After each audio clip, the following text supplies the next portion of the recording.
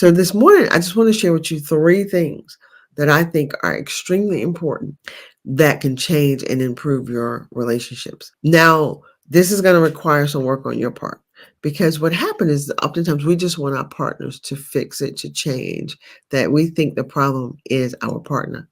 Listen, I was guilty of that for years. I used to pray and ask God to fix Andre, and then God started asking me, "What about you?" And I said, "Oh, you changed the conversation. I don't want to talk to you anymore." But so I'm asking you, take some time and really dig into your own work to find out how effective are you at communicating. And the first thing I need you to learn is, what are your emotional needs? Google them if you have to. You need language to express to yourself first and then to your partner what you really need emotionally. And so some of those emotional needs are things like, maybe you need to feel significant. Like maybe you have an extremely high need to be important to your partner. And of course you might be thinking, well, of course, Kenisha, I need to be important. They're my spouse. They should know that. That's the misnomer. Like a lot of times, particularly I hear this with women, he should know. Well, if he doesn't, you should tell him. And it's not that they don't know that you want to be important to them. The truth of the matter is they absolutely think that they are doing things to communicate how important you are. They may be doing things like paying the bills, asking you, what do you need anything, bringing you your favorite lunch. They may be doing things in their minds that's showing you how important you are. But your emotional need for importance may need to be seen or expressed a different way. So I'll share with you from me. We all by now should know about the love language if you don't get the book. So my love language is quality time. My highest emotional need, oftentimes, because it can vary, you need all 6. But when I started this work, my highest emotional need was the need to feel significant. Like I needed to feel important at all times, which can be draining, which is why ultimately the need has to be met by God, not through your spouse. That's a tidbit. I need you to hold on to that. But I needed to, my desire and my love language is quality time. My need is to feel significant. Now, my husband could assume that because we spent the day together at going to the movies, going shopping, that he's met my highest need. But what if we are moving amongst each other and we're not talking? What if, because you go to the movies, you're not talking to each other. So there's the quality time. But how is my need for significance getting fulfilled if we're just staring at a movie? I need to be talked to. I need to be maybe told, "Oh, I think you look beautiful." Maybe I need to be told, um, "Man, this I can't do life without you." I know it sounds like, wow, that's a bit much, Kenesha. Perhaps it is. But what I'm saying is, if you have an emotional need, another need you might have is the need to feel safe, emotionally safe, or certainty. So certainty can show up where you're the person who need a lot of the answers to a situation. What are we doing? Why are we doing that? How long is it going to take? How much is it going to cost us? Who all is involved? What made you decide to make this decision? You're asking a lot of questions, and so your partner may perceive that as you don't trust them, or you're doing too much, or why you got to have all these questions asked. Your need for certainty will require you to ask a lot of questions because you are trying to gather enough information to feel safe and certain about either the decision that's been made or the situation you're facing. That's the emotional need. And without understanding what the need is driving you, you could feel like you're being unfair, or your partner could feel like you're being too much. You might hear that. So if you're the person, and put it in the comment, let me know if you're the person where your partner or people around you say, you're doing too much, you're doing too much. I want you to know you're not doing too much. The problem is you're not communicating at a level that they understand what your too much is trying to gain, or accomplish.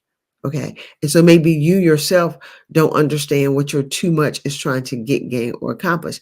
And what it's trying to do is get this need met, this emotional need met that you may not be aware of. Therefore, you can't communicate from it because you don't even know what it is. You just know that in certain situations, you need a whole lot of information to have a level of certainty before you move forward.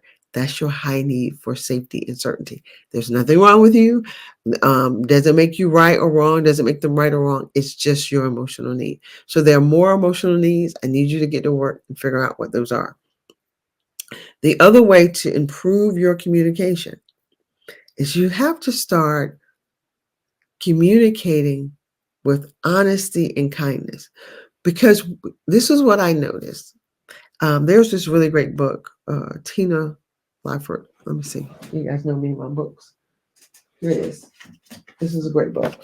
I encourage you to get this book, The Little Book of Big Lies. Great book, great book, great book. And what the reason I want you to get this book is because in the book, she explains that because she's an actress, she explains that we have to begin to be I think she calls it a director, meaning you have to learn how to stand back from a conversation and even the conversations that's going on in your mind and observe. So a lot of times when you're trying to explain something to people, that this happened, and then they begin to tell their story about something similar that happened in your story, and you started this conversation hoping for help or compassion or empathy, and then a person starts, I call it like kidnapping your story or kidnapping your space. It's because they're not observing what you're saying. They are now engaged in the think of it as an acting scene. They're engaged in the play with you, and they're now showing up to do their part. But what you want them to do is observe. So I need you to, as a spouse or as a partner in a relationship, I need you to learn how to observe what your partner is saying, not get lost in what they're saying. And that's going to feel important. I mean, that's going to feel impossible at first. But this is the only way you can really learn to hear for understanding. It's when you begin, and that's the third thing you have to improve your communication. In order for me to hear for understanding, I cannot get lost in when Andre starts saying things to me like, I don't like it when you do blah, blah, blah. Because if I get lost in what he's saying, my natural desire is to defend myself. What do you mean when I do this and when I do that? But when I listen as an observer, right, that I am not in the play with him, I am watching him to learn. I can hear him say, it upsets me when you always leave the towel on the counter. When spent the whole evening cleaning up the kitchen, and then I come in and you just take the towel and throw it. That bothers me. Now I can get defensive and be like, well, you always leave the lights on. That doesn't solve the problem. When I become the observer, I can hear, wow, something as simple as leaving the towel on the counter bothers him. That's not a big deal.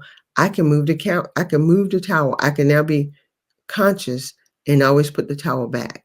But if I am in the conversation with him, if I am in it, then I am defensive. Now I want to think about all the things you do wrong that I want to point out. That doesn't improve communication. And so what we're listening for is, what is the need that my partner has that I'm not meeting? And so maybe in that, just being careless with the towel, I can make him feel unvalued because he's put a lot of work and effort into cleaning the kitchen. And then here I come and do this little thing. And many times as women, we do that, right? We think about that. Maybe you do the laundry, or you clean the bathroom or whatever, and your spouse come and just leave something somewhere. And now it's a huge argument about, I can't believe you left this there. And then stop arguing about the thing, talk about the feeling. And now you're communicating at a different level. So if you want to improve your communication skills, here are the three things, because I'm at my time. Get clear about your emotional need. So do the work, do the research, Google, figure out what it is emotionally that you really need, your highest needs, because that's what's driving you. 2, learn to communicate with honesty and kindness. So get clear about what it is you're trying to say from your need and say that with honesty and kindness. And then the last thing, learn to listen for understanding. Learn to be the observer of what's going on around you guys or what your partner is saying. And try not to be in it with them when they're communicating so that you don't go into defense mode. Listen, I pray that this helps. Go back and listen to some of the videos from last week. There is a lot of full with like a lot of good advice on how to manage this marriage relationship thing where you guys are communicating better and growing together instead of tearing each other apart. I want to see marriages thrive, and I know they can do it because I've been there where we thought we was on the verge of divorce and we was able to turn it around, and you can too. So I want you to have an amazing day. Do me a favor, like, share, and subscribe to my videos. And also, if you are the person watching this and you need help in your relationships and you're like, I don't know, I don't try this. My husband and I work together and we're running a program called Think Your Way to a Better Marriage. Go to my website, verythoughtfullife.com, to learn more. We would love for you to join us. Our next class starts November 17th. Talk to you later.